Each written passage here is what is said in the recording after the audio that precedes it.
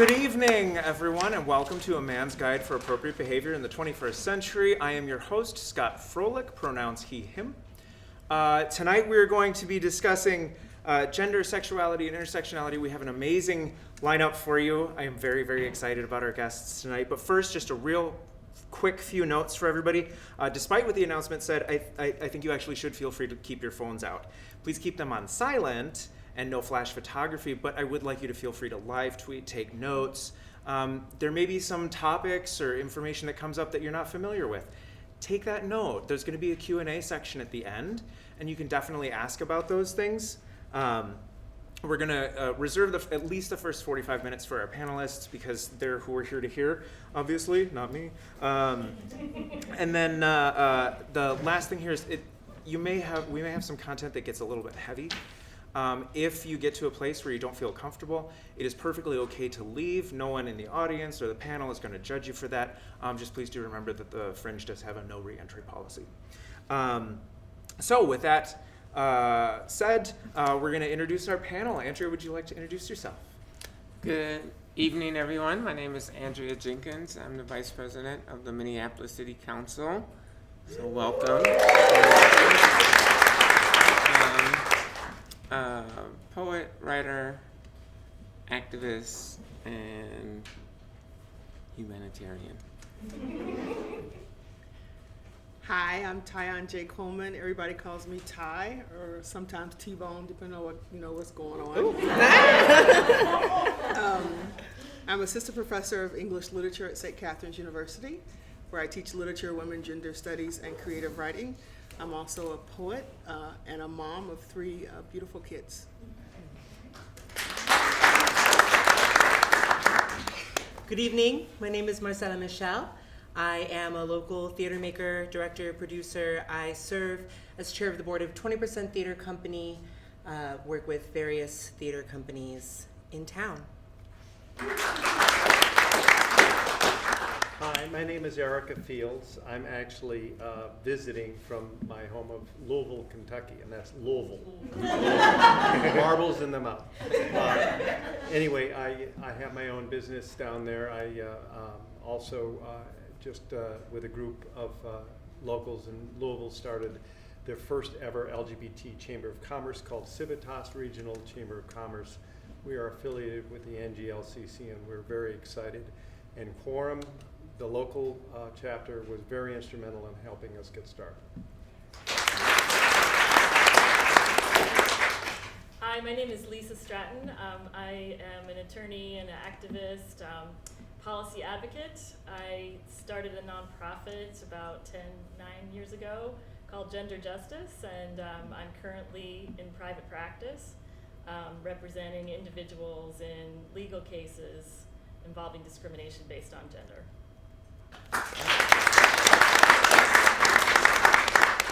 Thank you all very much for coming. I had this whole prescribed list of questions, and as Andrea pointed out, current events sometimes preclude our regular scheduled programming, so to speak.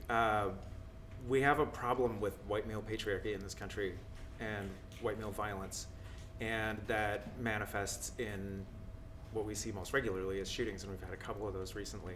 And I just kind of want to take a temperature of the room and see, how are we looking at white male patriarchy in the context of the shootings that are happening right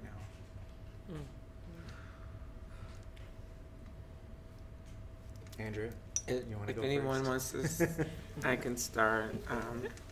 Actually, do a fair amount of social media, so I wrote a post this morning on Facebook, sort of just talking about the events of, the past 24 hours. But sort of juxtaposing that to an event that happened here in Minneapolis on Friday morning, in which an African American man in North Minneapolis shot his wife/partner/girlfriend in front of their 4 children when he when the police arrived, they shot him dead. So these 4 children, they witnessed their mother being shot by their father, and then their father being murdered by the Minneapolis Police Department. And it, I knew this conversation was coming up. I had been really struggling with the event on Friday. I'm on the city council. I feel like I should have something to say about this, right? But the words just weren't really coming to me. And then these tragic events happened in El Paso, and then subsequently in Dayton, Ohio, and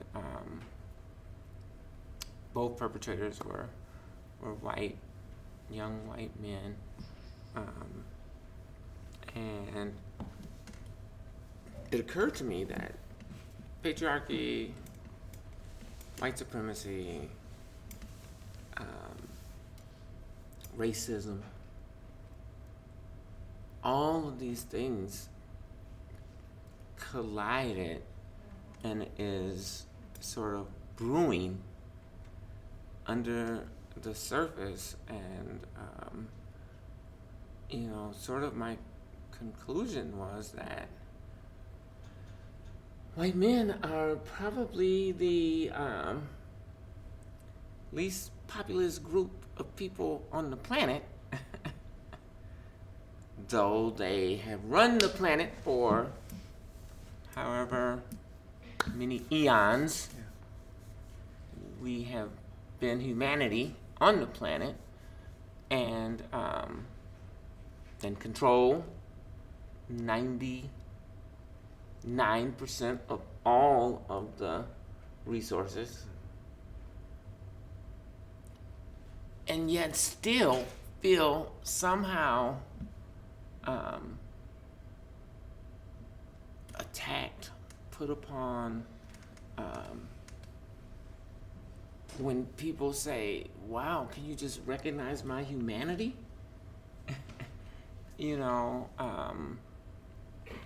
And yeah, it's really, I don't have solutions, I don't know, but it just really occurred to me that this toxic masculinity is literally suffocating us. And it really is, it's so sad because it's really rooted in capitalism. And the people who are marching down the street saying Jews will not replace us, and driving their cars into crowds of people and walking into schools and nightclubs or malls or wherever and shooting up the whole place. Like they don't have any access to the wealth that the capitalist society is creating, and yet they're creating this narrative that all of these other people have to go, and they're buying into it, and it's just really, really, I don't know. I think someone else should. The thing that most concerns me, or that have been focused on for the last couple of years around this topic, specifically the shooting, specifically the white male patriarchy, is inculcation. It's the line between education and inculcation. I presented a work a little over a year ago as part of a program, actually, where I first saw Andrea, the Q Stage program, and I wanted to make work about euphemism. I wanted to make work about who euphemism serves, why we were saying things like alt-right, which is just beyond me, frankly, why we were finding these euphemisms and what's the history of that. And it ended up becoming a piece about the deep, deep agoraphobia that I developed in trying to make the piece. It ended up becoming a piece about me starting to internalize and believe a lot of the things that I was reading. In the research for this work, I learned about Dylan Roof. Dylan Roof is a young white man who went into a church, a black church, and murdered, I think, 10 people. 9 people. Not to give credence to the oh, but I'm not a racist because I have black friends argument, but what his peers talked about was Dylan was normal. Dylan was hung out with students of color, was not an extremist, did not have these things until one day he did. And when the police got a hold of his YouTube, they were able to see the history of what he was watching. And go home and let YouTube autoplay. Just Google, YouTube a video of Toby Keith singing God Bless America and let it autoplay. And come back in 30 minutes and see what you're watching. See what's on your YouTube, because it's terrifying. So when we have these conversations and when we say, Google it.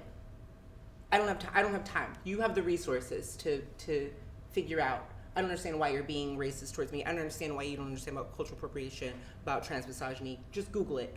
Google is a white supremacist. YouTube is a white supremacist. And so there are these people who are being radicalized on YouTube, who are being radicalized on 4chan, on Tumblr. And it's resulting in real, tangible violence. It's resulting in the loss of life. And I really appreciate what you said, Andrea, about look at my humanity, because I think we have a bigger problem that's related to all of these things we're talking about here today, or said we were going to talk about, is who gets to be human. Who in this country is allowed to be human, period. Not queer, black, trans, woman of color, human. Who gets to be a human? That's what I think about when I think about these questions of patriarchy and violence. To add a little bit to that, not only are those themes what people are exposed to, but then they get approval from the President of the United States. And it's, ever since 2016, for me, I feel unsafe a lot more than I ever did before in my life. Having moved to Louisville, I see a city that has an incredibly deep and long history of segregation, of very, very, strong racism. It's come a long way. The city is really moving forward, but what you still have, and what we sense, patients and I are down there, is that there's still, even though on the surface it feels like they're trying to make progress, underneath everything, there's still this really solid line, and the divide is there, and even though administration down there and the city council and all sorts of people are trying to change it, the area of Louisville that's primarily people of color is West Louisville, and there's a constant attempt to try and create some crossover, but it's almost like it almost can't happen until the white people understand that it is their problem, and that they have to feel uncomfortable. They have to feel uncomfortable like the people of color have felt uncomfortable all of their lives. So anytime, we were just recently at a patient wasn't there, she was recovering. I was at a meeting here about a week ago for our newly founded chamber, and this woman came. We were meeting with local entrepreneurs and people that are trying to, that we were trying to reach out to. And this woman came. Her name is Ariel, and she's really wonderful. She's a poet.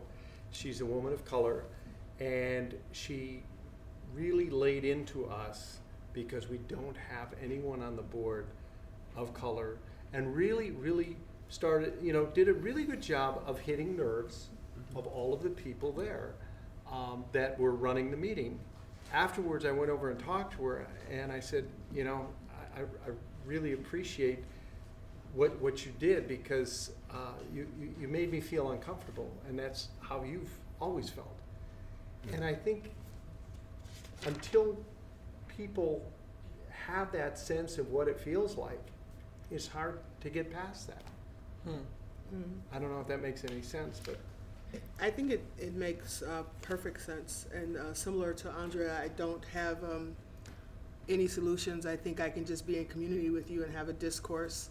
And I apologize to Scott too, because I said, oh my God, like what has happened has totally shifted the energy. We're coming in having a different discourse. I think we are having the experiences, at least as a country, and I apologize for being nationalistic. I can only talk from my viewpoint as a U.S. citizen, to try to have the experiences in order to learn the lessons that we need to learn. And if we need to change, it has to hurt enough in order for us to change.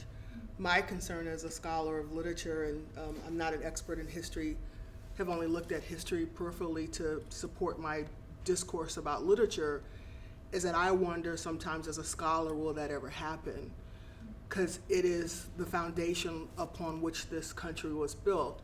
So if masculinity or white male supremacy is a three-legged stool, the construction of gender and masculinity along with race and capitalism are the legs, right? And that's not a unique ideal. And so sometimes when I watch TV, I wonder, part of the victimization of us as human beings, and particularly those of us who have privilege, we can watch someone suffering but not even see their suffering because we don't see them as human beings. Mm-hmm. Thomas Jefferson, after the Missouri Compromise, wrote a letter to one of his colleagues, and I'm paraphrasing, kind of admitting, right? And of course, they say he drafted the Declaration of Independence, saying that all men were created equal, although he was generationally a slave owner. He was raping Sally Hemings, who was the half-sister to his wife. And then you wonder how he was treating his white wife, because she had no rights either. She could not inherit the property of her family. Patriarchy. Right, but all of them functioning in these constructed identities. He says, I think we've made a mistake. We've taught America that they will constantly choose their self-interest over the humanities of others. So somehow I wonder, is it in the water that we drink? It's so embedded in us. And I'm not saying we can't eradicate it, but if part of the eradicating it is trying to go back and say, where did this start?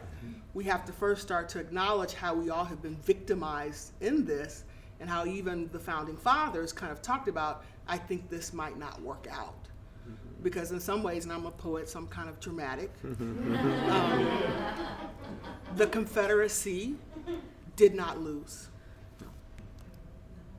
And they will tell you that. And the strategy just changed. So we are still in that paradigm, but we don't even see it. Because even now as we're sitting here, it pains me, even myself, to think somewhere on the border there are kids who are in cages and who are being treated in such inhumane ways and being sexually assaulted. And we're sitting here, and that's happening, and there is no outrage.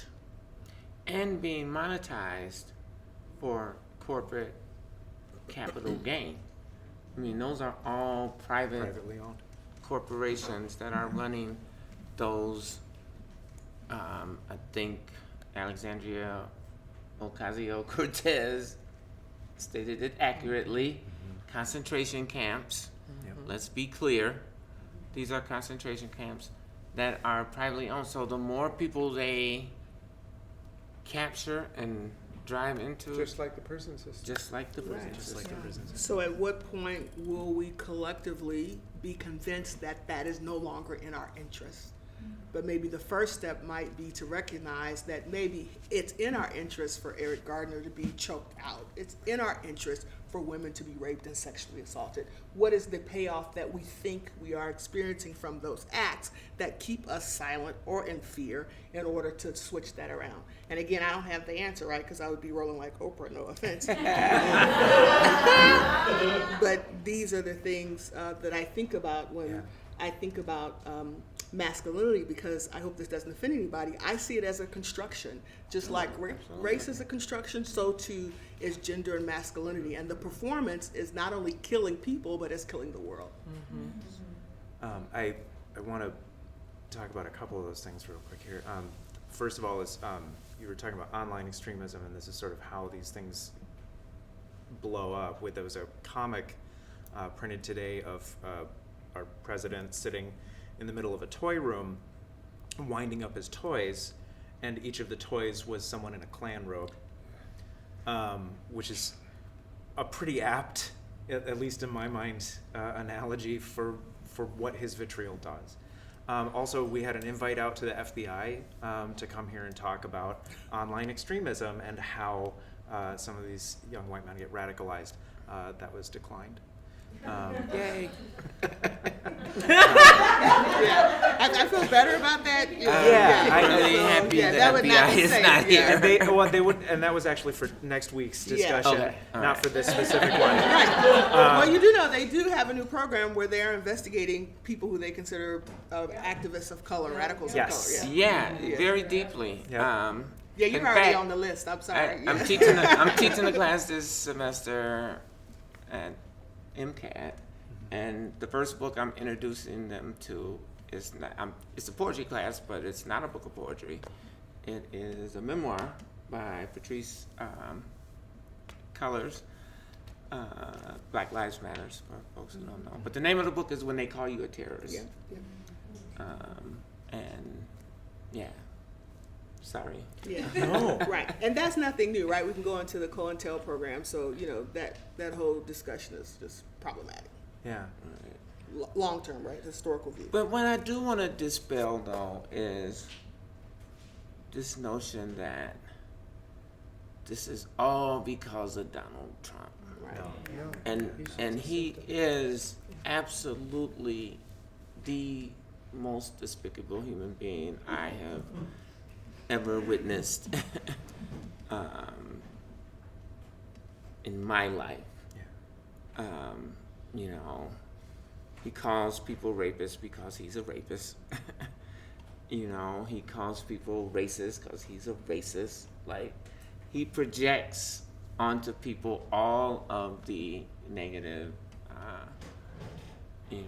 aspects of himself. But this vitriolic racism has been here long. It is the foundation of this country. And, when you were talking, Marcela, I was gonna jump in, but then you stated it.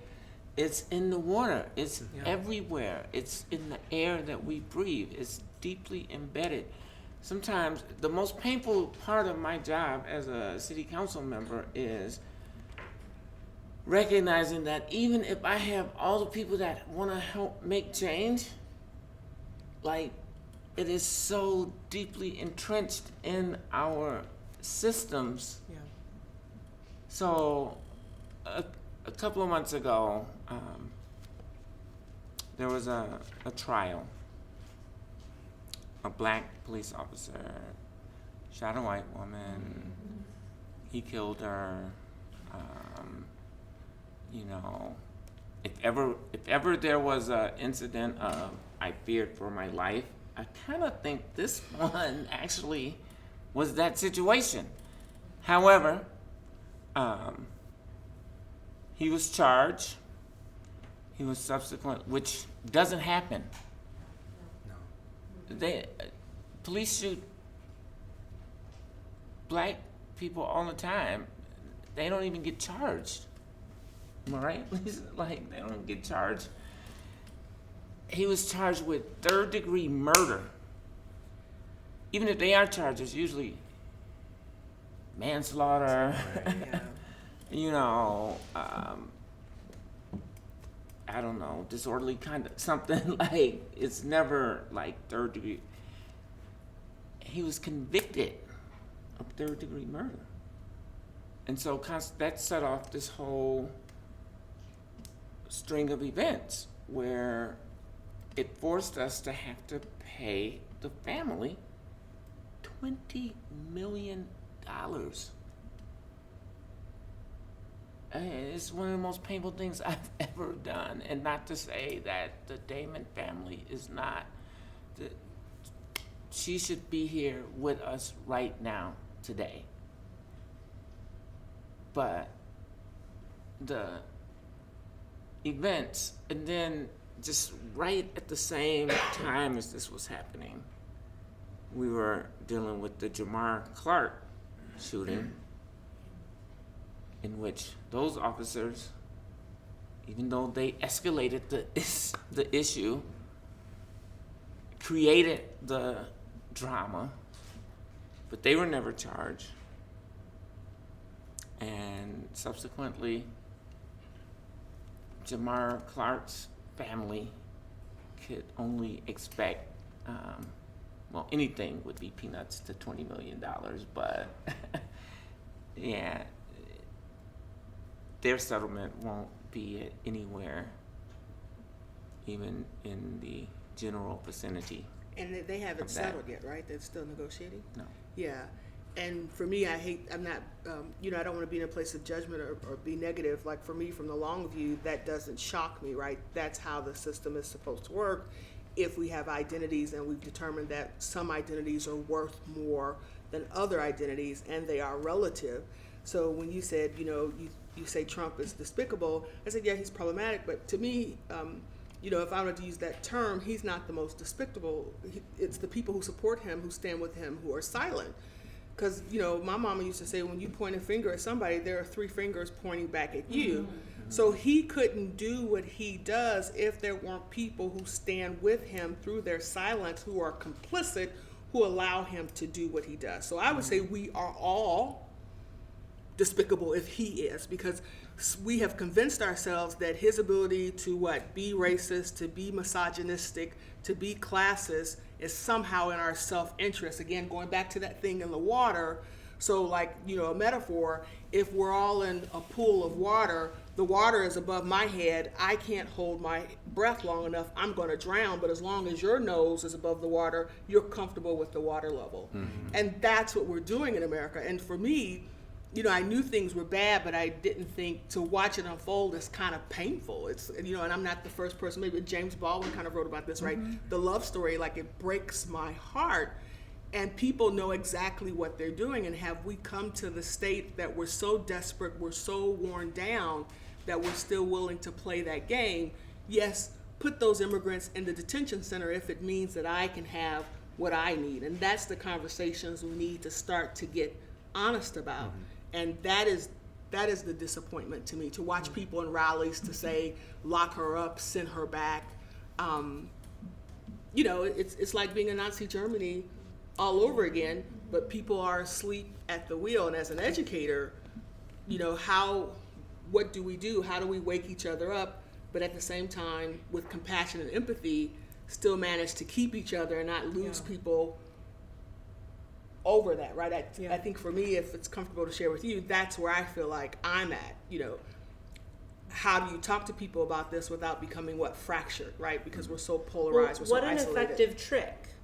What a clever trick to make it so that we can't just say cops shouldn't be shooting people, that we have to break it down into the specificities of this black man shot this white woman and look at how this turned out, and this white man shot this black woman and look how that turned out. It's very clever, right? To get a staff to do that. And the question that I want men, particularly white men, but men, to think about, to ask themselves is, why do I want what I want? Not what is it that I want, but why do I want what I want? And how does that relate to violence? How does that relate to, Adrienne Maree Brown talks about it in Pleasure Activism. There's a chapter where it's basically so great, you're into kinky sex. You're into choking. Why? Why? Women are being, accidentally is the language that's being used, are dying during sex because of choking. And I'm not here to kink shame nobody. I'm a kinky person. I do the things. I go to the parties, right? I've got my implements and things. And it's important to me to do the work of thinking about why I want the things that I want. And who showed me? Where did I see? What did I learn? How did the access, these kids are growing up. Something like 60% of 13-year-olds have seen hardcore pornography. Oh my God. Adults, watch your porn, pay for your porn, think about who's making your porn. Mm-hmm. But children have access to this stuff. And so I think that there's a direct line between what we see developmentally. You were talking maybe before the audience arrived about the trauma that these children are going to, what happens to these children who saw their mother get shot by their father. I'm a child who saw their mother abused by men. And so what does that do to what I want? What does that do to how I see women, to how I see masculinity, violence, Right. all of these things? Or if I'm a white young male and if in the media I constantly see black and brown bodies being victimized by the police, like what does that do to me? Those images are constant throughout my entire life. So by the time I become an adult, then of course I don't have any sympathy or compassion because black people are bad. That's what should happen to them. Or if I watch women being sexually assaulted and being normalized, well, of course I can rape a woman, right? I think of, y'all help me out, that person who was running in that southern state, no offense. Roy Moore. Roy Moore. Okay. You know, I'm a transplant. Alabama. You know, I'm trying to Kentucky. practice what I preach. I don't want to lose folks, right? And know that I think the South is very different than the North. No offense, that's about respect, right? Because we haven't had that discussion as a country. It's very different. But I'll never forget, it was a white female governor, right, of the state, and she was a Republican. And they interviewed her saying, would she vote for him? And this guy, you know, cruising the malls, he should have been up under the jail. No, he was banned from the Right. malls. He couldn't even cruise the malls. So Marcela, I think get your banned from question a mall? is provocative. It kind of takes us to the precipice, to a dangerous edge, because she said in the interview, well, of course I'm going to vote for him. And I'm thinking, have you lost your mind?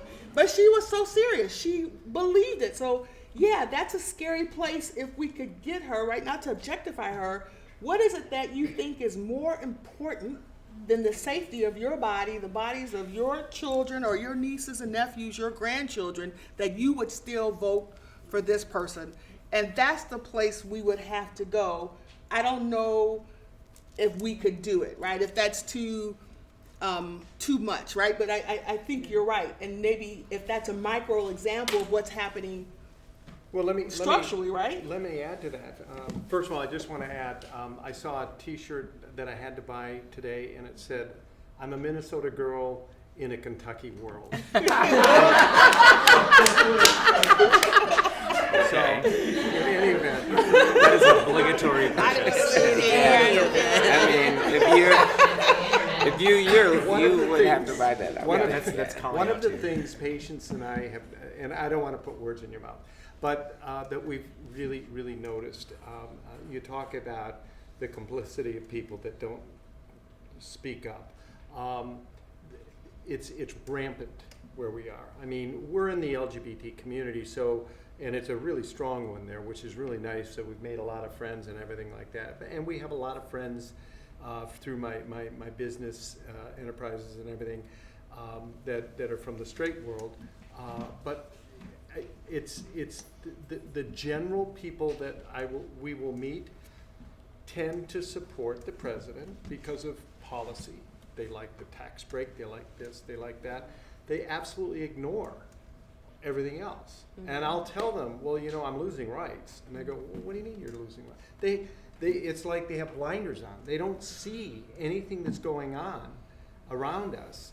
They just see that, you know, they go to their church and they're all white congregation and they are in their, you know, country club or in their social club or their volunteer group or whatever it is, but they're all very much within a very same, a bubble basically, and it's scary. My office, I work in a building. There's probably 50 people in the building. I use their space. My business is completely separate. They're all wonderful, nice people. They all accept me. You know, I walk around, no one, you know, no pronoun issues or anything like that. But one thing I have noticed is they're all white. All white. Most of them are very, very religious, leaning to the religious right, anti-abortion. They won't ever say it to me, but anti-gay marriage, they're, you know, and in their minds, they figure they're being respectful. They're, you know, they're not, you know, they're accepting me, so they're doing their part, you know, and then living their life without the regard for what they're giving, you know, Freedom student. Right, and the cost of that, right? Right, exactly. So- And it's really hard. Initially it was incredibly hard.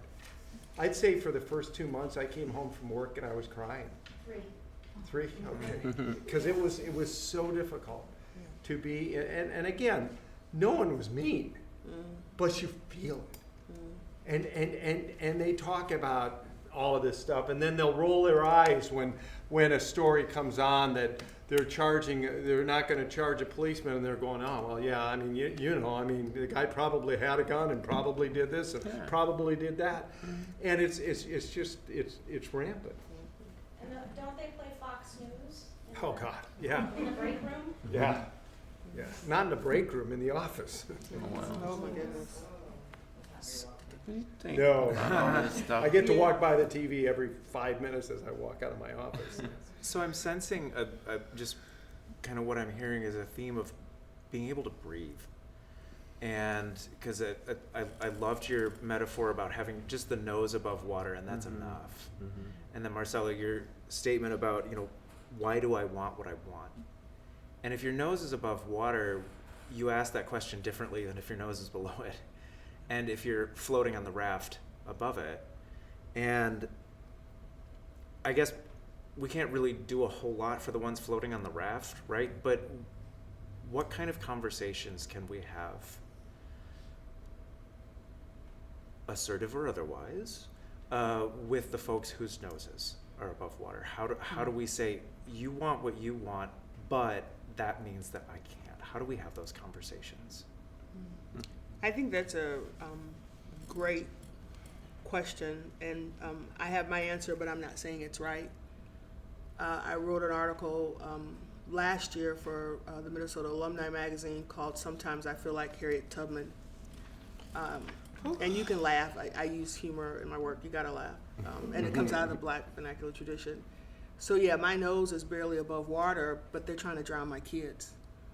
So I have found that, my husband and I, our educations do not change the implicit bias that our Black children experience in schools and what they're subject to because of their constructed identities. I have 2 Black girls, and I have a 7-year-old Black boy. And when Tamir Rice, who was 12, was shot in the park, the only thing I could think about was my baby. And before we started talking, I was telling Marcela and Andrea, I said, what does it mean? I'm going to be 50 this month, and I still think of an escape plan. So I'm saying for me, in my identity, it's getting too much. Like now I just want to say, can I save my babies? Can I get them free? How do I figure out how to get them to avoid being shot or the pitfalls of the expectations of their identities? And even that's privilege that I get to ask that question. So for me as a woman of color, not trying to die from the structural position of what it means to be, for me, high blood pressure, more likely to have diabetes, all these categories because of the years of stress and oppression and racism that affect me, I feel like every day I'm just trying to make it. And even that's a privilege because so many people don't make it. My mother died at 49, raising 5 kids by herself in the inner city of Chicago because my Black father could operate his masculinity and access to white supremacy because of his male construction. He could oppress her, right, because it's all levels of hierarchy. So I have to say to you, I'm just trying to live. Other people? What do you say to the people whose noses are? Because I don't know. I think that is a question for white people. Yeah. No, I mean, taking your analogy, I feel like economically, I'm drowning. I'm under the water. But I know that if I do and say the right things, this is not me personally, but, my role, my societal, social place by appearance and background,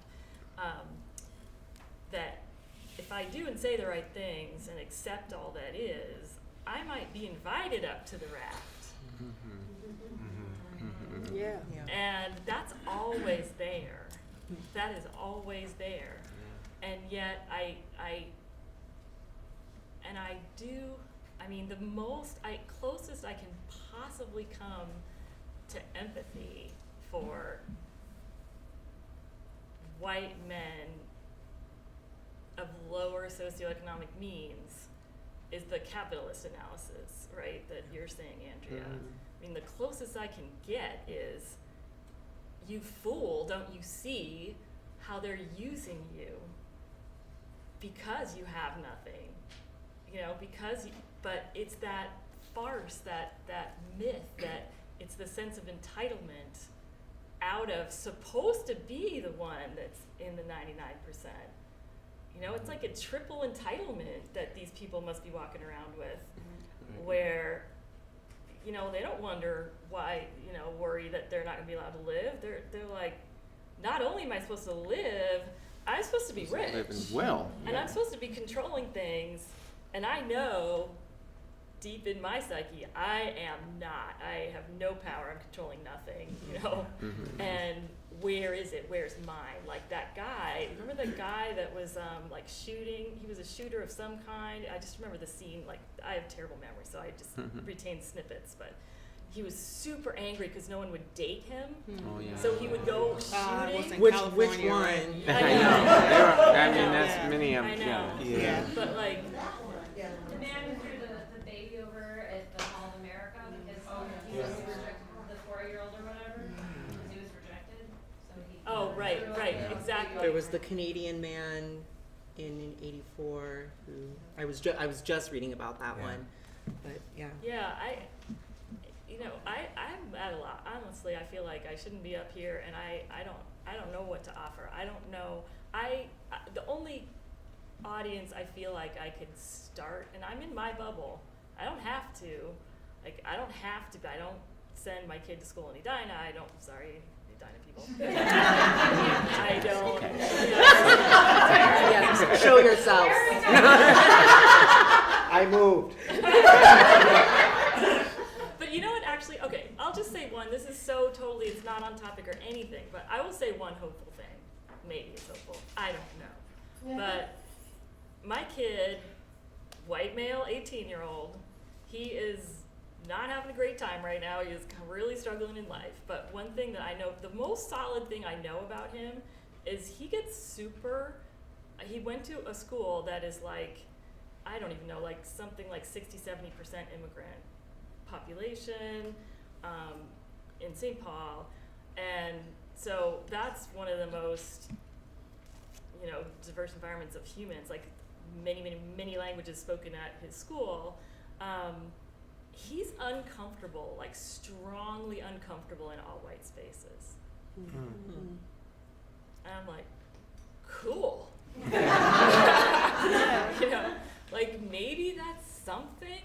Well, just to be able, to see it, and I hate to be Debbie Downer, I think all of us have to be a part of the conversation. All of us have a right to be a part of it because we are all hurting. Yeah. We are all on the circle. We all have been constructed, and whether or not we see it, we all are victimized by this.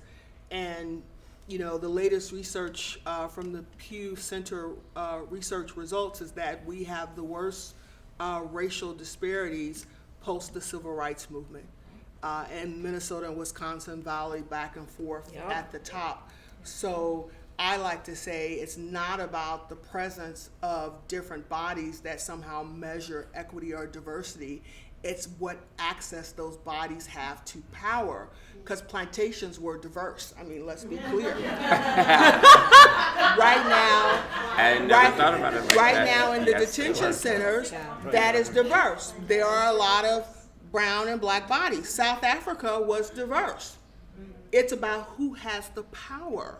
What is the distribution of power? So we have to start changing how we think about it, and we have to start asking those questions. But I would say it's the precipice model.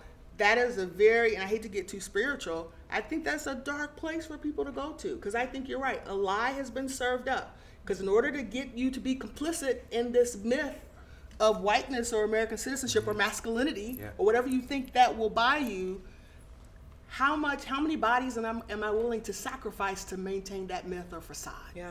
And so we have to ask ourselves to look at that. That's a probably dangerous thing for people to stare in the eye of, which some of us stare in the eye every day because we live with the reality. Slavery and Social Death by Orlando Patterson. It's a comprehensive review of slavery from antiquity to contemporary times. I think it's Harvard University Press. They've just come out with a new edition. He talks particularly about the South, right, the antebellum slavery, and he makes a point to talk about politeness and rules, right? And he argues that that was the structure meant to obscure and to cover up the violence. So while there was tea time or the appropriate ways to do things or being nice or rules or policies, well, we shoot him because he probably had a gun. All these things are constructed in order to obscure what? The real power things that are going on to uphold capitalism, just like gender, right? So we rape women as a way to obscure that. So yeah, I want to say, again, not to be Debbie Downer, but that's going to be a dark place to go to in order for us to see it or to be willing to do it. And how many of us are willing to do it, right? I think of Ilhan Omar and her courage to say the president's words, right? Pussy. And I was like, oh my God, you rock, right? But that was a dark thing, right? Like, and you know, no pun intended, right? Because I don't even think I would have had the courage to say that. But I think more of that has to happen. I'm a patriot, right? I don't know if we can do that, but I'm also philosophical, right? Maybe I'm not the one to be a part of that movement. Maybe the younger folks will do it. Maybe change will happen, but I think we have to be willing to look at that. And what I see now, we're not ready to do it. I mean, I think of the Kavanaugh hearings, right?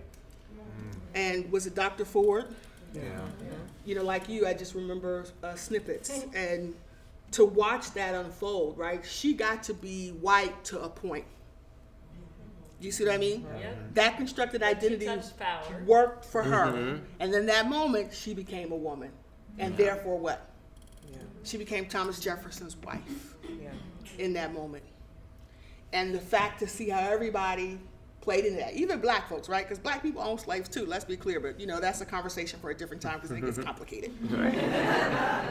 So, yeah, and to watch that unfold at the highest levels, I sometimes wonder, will we do it? Or maybe it won't be those people at the top who will do it. Where will that come from if we can do it? If that was so explicit that we couldn't even acknowledge it then. And as a teacher, I have to tell you that triggered so many of my students. I'm sure that triggered so many people, but it still was allowed to happen. And that person, a rapist, is now sitting on the Supreme Court of the United States ruling, affecting law for life of our country, maintaining that structure in the 21st century. One thing that scares me is it isn't just here.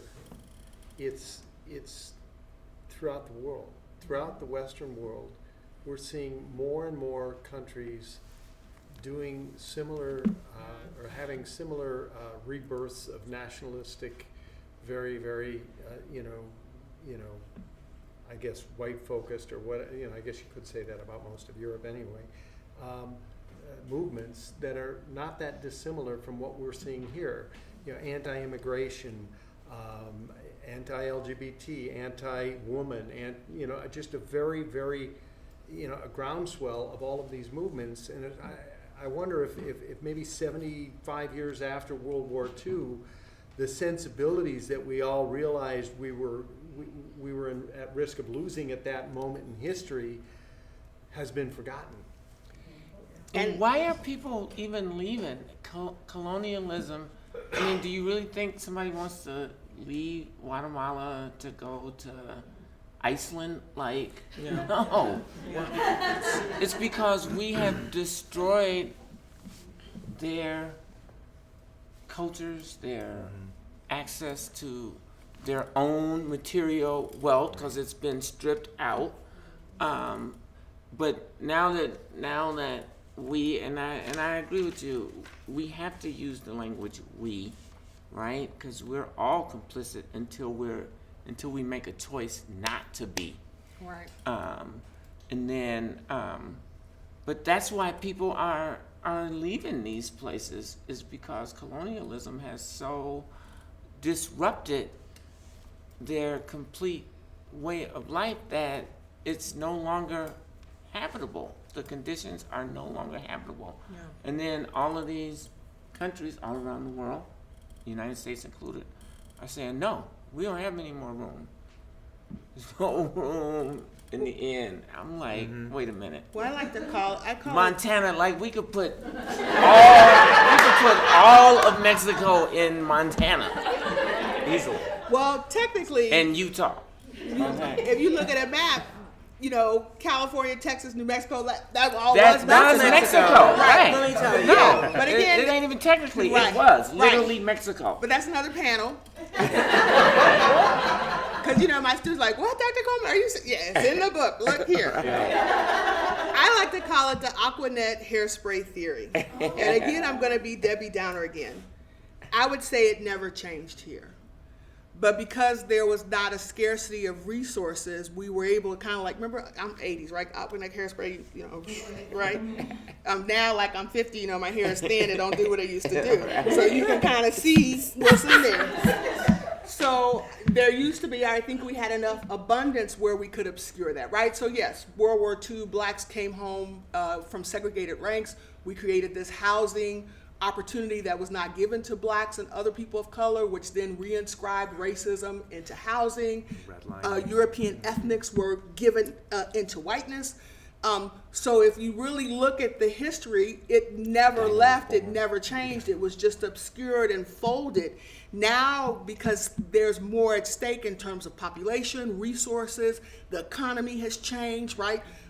We don't have the hairspray or the Aquanet to cover stuff up. So it's kind of like a cannibalistic thing where the resources are scarce. It's no longer pretty. So before I can sit and have tea with you, but guess what? I don't have any tea leaves, so get the hell out. Like, the niceness is over. Everybody, the fear has increased. There's a sense that there's not enough to go around, and I think you're right, that's a fallacy. But as resources become more scarce, people are hoarding money. Now people are pulling back, and you're seeing how it has always been. It has never not been this way. We just were not looking at it because we were too busy looking at, you know, the prosperity of post-World War II, the Aquanet hairspray of the 80s, which is now completely fallen apart. So this is where we're at. And if the data is really clear, and you can look at the new Jim Crow by Michelle Alexander, who kind of uses incarceration to explain how that replaced legalized slavery. If that's just one institution that maintained that structure, we could argue that then in other institutions, the structure of racial and gender separation it's maintained itself, which explains the disparities today. We're just not looking at it. But we don't have the hair anymore to be able to have the Aquanet hairspray, so I don't have time to smooth it out for you. I'm just going to choke Eric Gardner out on TV and just tell you to get used to it. Well, and that's where we're at. there's a specificity to how we talk about these things too that is so very gendered. We had a visiting artist from Canada staying with us, and she was like, yeah, I watched the 13th, so I know about, like, I know you guys have guns, and I know about, like, the way that the prison system affects black men and black men and black men and black men and black men and black men. And I was like, okay, so let's talk about how police violence disproportionately affects women of color, trans women of color, Native women, and how that's not the like most people think, you know, I was doing this thing at the History Theater, and I was doing it with Robin. I cannot remember the name of this sister, but she is the niece of Gordon Parks. Yes, We were doing the Gordon Parks project. It was Robin Hickman. Robin Hickman, and it was great. And there was an audience member, and the audience was predominantly black. And the playwright Harrison David Rivers, great playwright, black. And there was a brother in the audience who said, "Sisters, thank you so much for your work. I want to address this question to the brothers on the stage because of what's happening, da-da-da-da-da-da-da." And I really, you know, I held my tongue in that moment. What was happening was a beautiful thing, so I let it happen. But that moment has really, really stuck with me because I really wanted to be able to say to him, now hold on a minute, because what you think is happening, you know about what's happening to black men. Do you know about what's happening to black women? Do you know that in the 50s, there was a group of sisters who wrote to the United Nations that America was first placed under genocide watch by the United Nations in the 50s because there were 3 black women who went to them and said, hey, this is what's happening to us in this country. People don't know Strange about proof. that shit. Right. Yes. Black men hanging from trees all over this whole country. Right. And look at the work of Dr. Kimberly Crenshaw. You can her TEDx talk is called Intersectionality, where she talks about how the deaths of Black and brown women are obscured, and even deeper than that, The House I Live In, the documentary, then talks about how then the construction of race and the marginalized of brown and Black bodies, male and female and trans, which is legitimate, then obscures the incarceration of poor white bodies that are happening as well as part of mandatory drug sentencing. But of course, you're not going to see that because we have to keep the binary of Black and white in order for white people to continue to buy into structures that seem on the surface to only oppress Black men. Do you see what I mean? Yeah. That's the Aquanet thing. Because white folks are up in jail too. Yeah. And if you have a chance, please check out those sources, right? So The House I Live In documentary and The Urgency of Intersectionality by Dr. Kimberly Crenshaw. And then I'll leave you with one more thing. Dr. Derek Bell, I want to say Harvard University professor, first Black dean. And I'm not a lawyer, so you might have to help me out. He has this wonderful theory called entrance convergence, and where he looks at the Brown versus Board of Education decision, and he's trying to explain why did it not work? Why have we not desegregated schools? And for the most part, U.S. schools are and like resegregated in Minneapolis. As deeply as they were in Right, 1950. even more so. And then we don't need to talk about the subsequent cultural and social consequences of this kind of segregation. So he comes up with this theory, and he still has a book called The Bottom of the Well, but I don't have the heart yet. I'm too emotional. I can't read it yet, right? But I did kind of read through his article, and he basically says, and he's kind of a Debbie Downer, and this goes back to 1950s, and he's saying it was never right, that he says the power is never going to concede anything unless it is in their interests. Right. So unless our interests converge, Yeah. nothing is going to happen. And it's like, damn, that's like Rick James cold-blooded, right? Yeah, misogynistic pig too, right? Talk about, toxic. you're hot. Yeah. Well, Lyndon Johnson, president from Texas, wrote it down. If you can convince the poorest white man that he is better, more important than the wealthiest Black man, he will turn his pockets out for you any day of the week. Right. So then if we look at Trump and we say that he's despicable, no, Derek Bell would say no. He's just being honest. It's not in his interest to be equitable. It's not in his interest not to be a misogynistic pig. Because his interests are different. But are we not being honest about what those interests are? And how might we have to review history and have a historical lesson from the British colonies forward in order to really understand what our interests are and have always been? So we're just about out of time here. So this has been, I know We this just getting sucks. hot. I feel the same. I feel like we should just go outside and continue the conversation because this is amazing. So just a few quick things. We have 2 minutes here, so I'm just going to wrap up from a technical standpoint. Thank you for coming to Fringe. Thank you to all of our panelists today, Andrea, Ty, Marcela, Erica, and Lisa. Don't tell anyone else this.